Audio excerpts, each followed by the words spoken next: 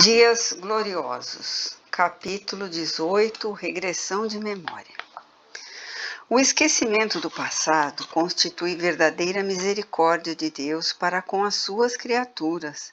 porquanto faculta o recomeço em novo corpo, sem a carga de lembranças tormentosas resultantes dos feitos negativos perpetrados em existências passadas.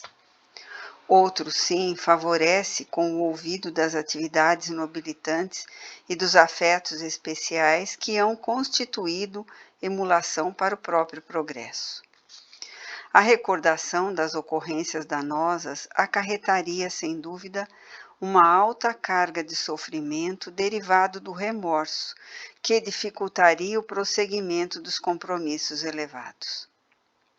Em consequência, poderia tornar-se um motivo de desânimo, gerador de estímulos prejudiciais para o abandono dos deveres ou o medo de enfrentamento dos novos desafios. Ademais, a lembrança detalhada de determinados fatos traria à memória a presença de cômpares igualmente comprometidos, ou pessoas outras vitimadas, ou ainda responsáveis pelo desar, assim aumentando a animosidade em relação a estes últimos. Por outro lado, a reviviscência dos momentos gloriosos das afeições especiais, se de uma forma pudesse transformar-se em emulação para a continuidade do esforço, faria correr o risco de eleições especiais em detrimento de novas vinculações afetuosas, o que diminuiria o círculo de crescimento fraternal na busca da imensa família universal. Merece ainda considerar-se que a carga das lembranças da existência atual constitui já um grave comprometimento. Caso se adicionassem aquelas que provêm de experiências transatas, por certo perturbariam o mecanismo homeostático ou de equilíbrio do indivíduo,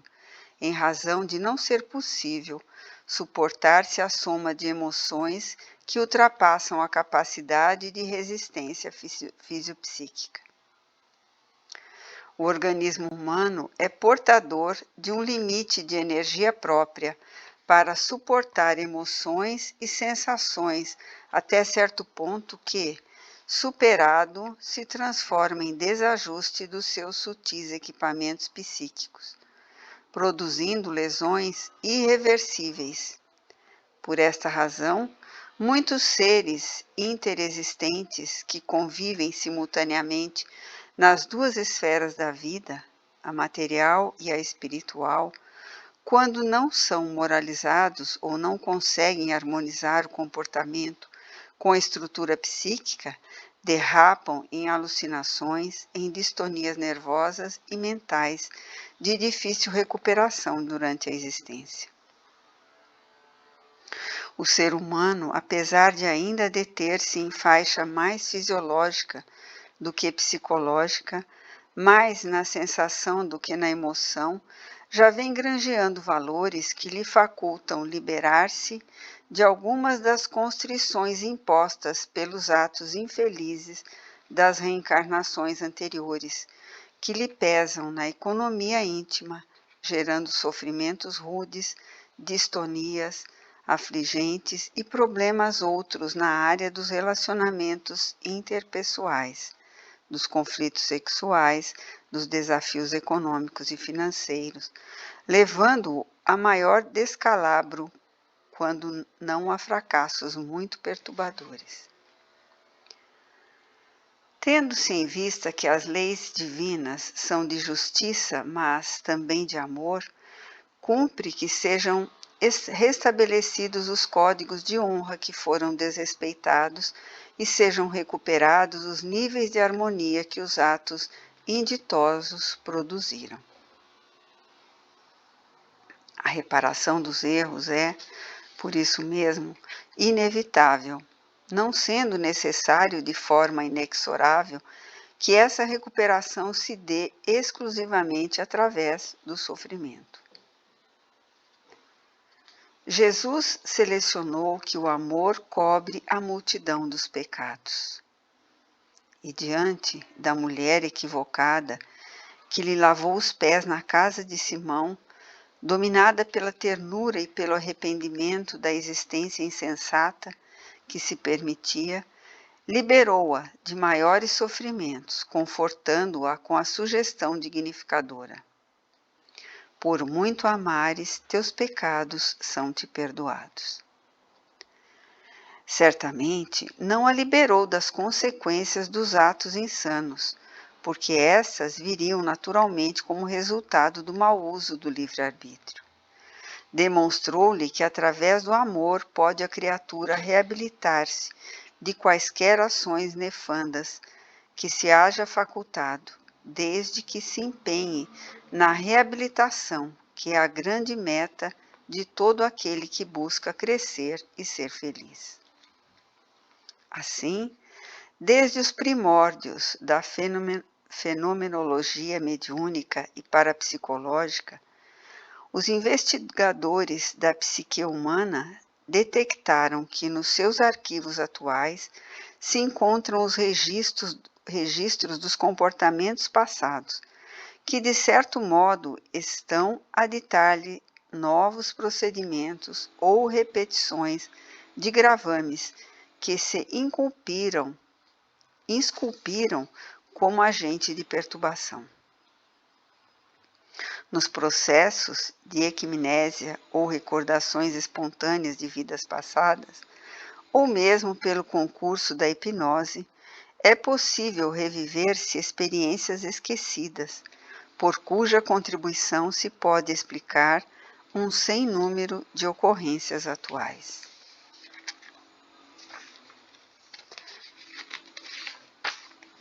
Por outro lado, firmados nas infinitas possibilidades dos arquivos do inconsciente atual, como do profundo, nobres psicanalistas encontraram nas ocorrências da vida perinatal a casualidade de muitos traumas, fobias, complexos de inferioridade e superioridade, narcisismo, perturbando a conduta dos seus pacientes. Através dos recursos hábeis para esse fim, vem realizando incursões exitosas, graças às quais liberam muitos sofredores dos seus tormentosos estados d'alma, limpando-os das marcas nele gravadas. Quando não encontrando essas causas de desajustes na fase atual, nem na infância dos enfermos, foram estimulados a recuar à sonda da investigação e chegaram aos processos mais profundos dos registros, aos arquétipos coletivos, que nada mais são do que reminiscências de outras reencarnações,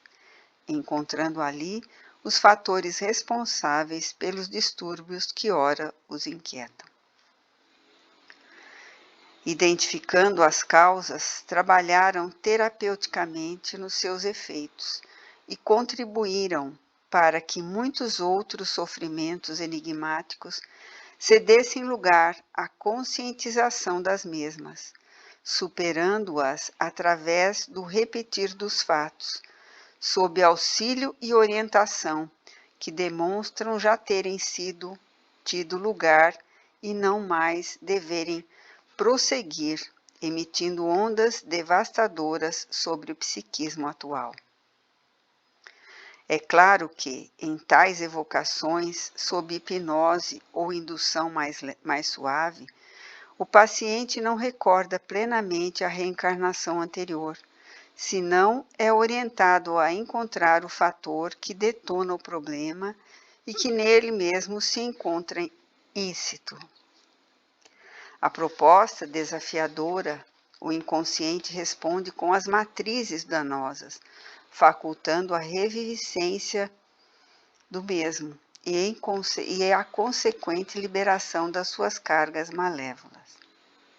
É claro que o assunto apenas está começando nessa área, e muito se há de estudá-lo, a fim de bem penetrá-lo,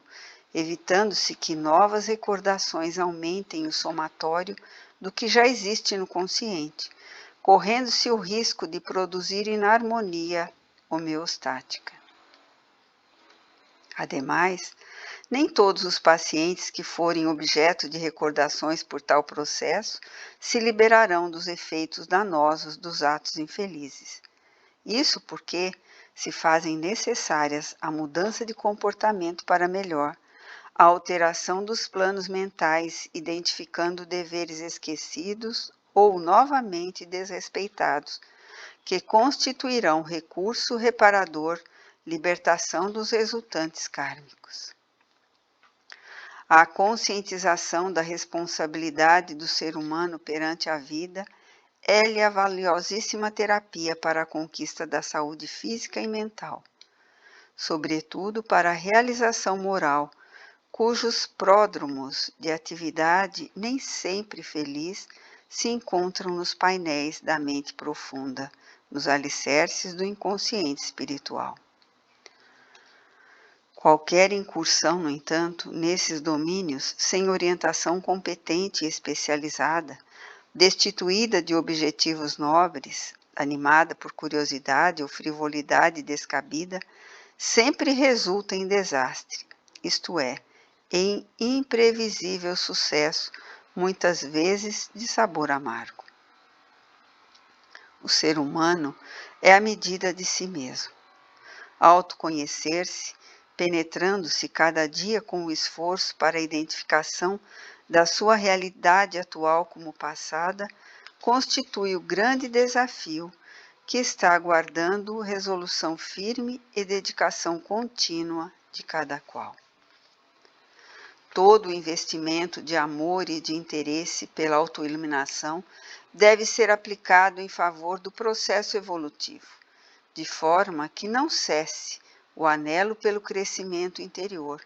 pela ampliação dos recursos ético-morais e intelectuais, produzindo sem cessar para o bem e para a vida, na qual irrefragavelmente se encontra em curso.